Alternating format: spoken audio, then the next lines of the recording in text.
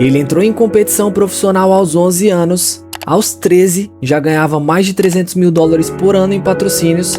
Hoje é considerado um dos maiores skatistas de street de todos os tempos. Mas por trás de cada conquista de Nyjah Huston existe uma história que poucos conhecem. Uma história de controle, isolamento, batalha judicial e de um pai que amava o filho à sua maneira, mas que quase destruiu tudo. A DM Huston era skatista. Quando seu filho Nyjah tinha apenas 5 anos, colocou um skate embaixo dos pés dele e nunca mais tirou. Em 2004, a família comprou um parque de skate indoor em Woodland, na Califórnia. Era a casa deles. Nyjah andava ali 6 dias por semana. Kelly Huston, mãe do Nyjah, descreveu a dinâmica da família em uma entrevista à Yankee Magazine em 2014. O pai deles era o tipo de homem difícil de agradar. Todos nós vivíamos tentando conquistar seu elogio e respeito, cada um à sua maneira. O talento natural do Nyjah no skate se tornou o foco principal do pai. Ele tinha um filho que podia ser levado ao limite. O Nyjah era extremamente obediente e odiava ser repreendido, então vivia tentando impressionar o pai. A combinação dele tentando se aperfeiçoar e ao mesmo tempo agradar criou um talento quase inexplicável. Era um ciclo. Quanto mais Nyjah se destacava, mais o pai aumentava a pressão. E quanto mais a pressão aumentava, melhor o Nyjah ficava. Aos 7 anos, primeiro patrocínio com a Element Skateboard. Aos 11, competidor mais jovem da história do X Games. Mas o Nyjah que aparecia nas câmeras não era um menino feliz. Era um menino tentando não desapontar o pai. Em 2006, a DM tomou uma decisão que ninguém entendeu. Ele pegou a família inteira e se mudou para Porto Rico, sem avisar os patrocinadores, sem dar ao filho nenhuma explicação.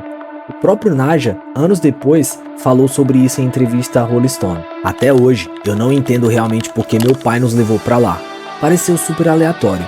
Eu diria que ele queria manter os filhos isolados das influências sociais, como ir à escola e fazer amigos. Eles passaram a viver em uma fazenda em área montanhosa, longe de qualquer cidade, sem energia elétrica às vezes, carregando água para casa, sem escola, sem amigos e sem contato com o mundo do skate. O documentário Growing Pains, produzido pela ESPN, descreveu assim: o contato de Nyjah com o mundo do skate foi limitado pelo pai, e ele vivia em isolamento social. Enquanto isso, a carreira que ele havia construído desde os 7 anos começava a se desfazer. Compromissos perdidos, competições sem comparecer, patrocínio em risco. E foi então que a família começou a rachar.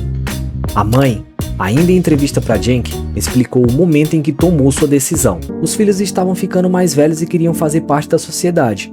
Ir para a escola, ter amigos e conhecer garotas. Eles queriam ter escolhas e se tornar eles mesmos, não apenas um reflexo de nós.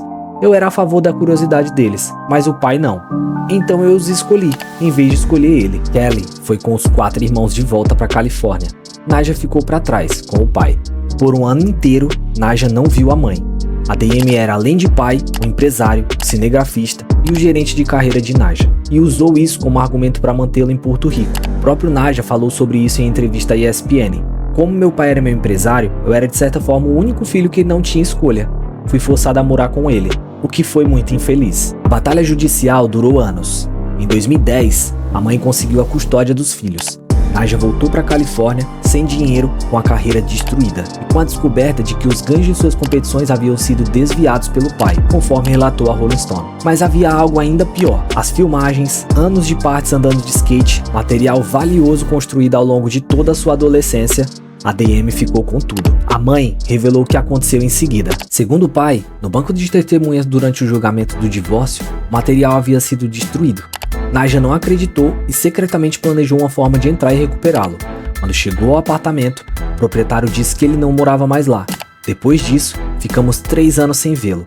A ideia de que mais de 3 anos de partes tinham sumido motivou o Nyjah a filmar o Rise and Shine em apenas 3 meses. 3 anos de filmagem, perdidos, ou destruídos, ou escondidos, ninguém sabe ao certo. O que se sabe é que Nyjah pegou a dor daquilo, focou e filmou uma videoparte inteira em 90 dias. É importante frisar que quando Nyjah finalmente retomou a carreira, a relação com o pai não tinha terminado de vez. Ainda havia tentativas de contato, mas algo havia mudado de forma permanente.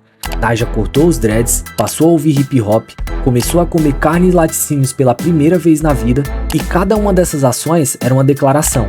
uma recusa ao controle que havia moldado cada detalhe da sua existência. E então, em uma entrevista à Trash em março de 2018, Naja falou sobre o momento em que cortou de vez. Nunca houve um pedido de desculpa real, nunca a sensação de que ele reconhecia que havia errado ao escolher controlar minha carreira no skate em vez de simplesmente ser um pai pra mim. Então um dia eu disse pra ele, olha, acho que isso não tá certo, você nunca pediu desculpas de verdade, e suas intenções não estão realmente aqui. Depois disso foi indo, e agora já faz anos que não nos falamos, mas sinto que tomei a decisão certa. Eu me imagino sendo pai um dia, e penso em como seria com meus filhos. Não importa que decisão tomassem ou se eu tivesse o controle da carreira deles, eu sempre estaria lá, porque é seu filho. São seus filhos, você tem que estar lá. O silêncio depois dessa fala diz tudo.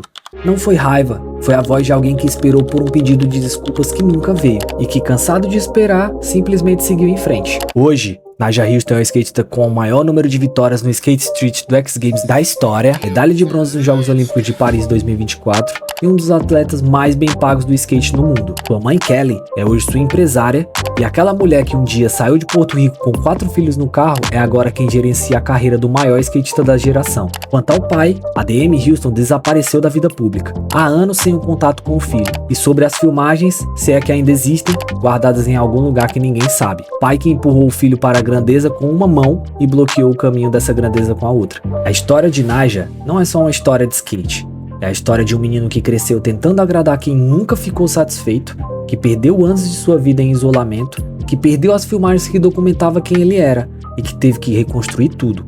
A carreira, a identidade, a família, do zero. O preço da glória no caso de Naja foi pago cedo demais. E foi pago por alguém que ainda nem sabia o que estava entregando. E nesse ponto, a gente torce para que nenhuma criança passe pelo que o Naja passou dentro do skate. Mas eu queria saber a opinião de vocês a respeito disso tudo. Se vocês conhecem alguém que está passando por isso, deixa aí nos comentários e eu te espero no próximo vídeo.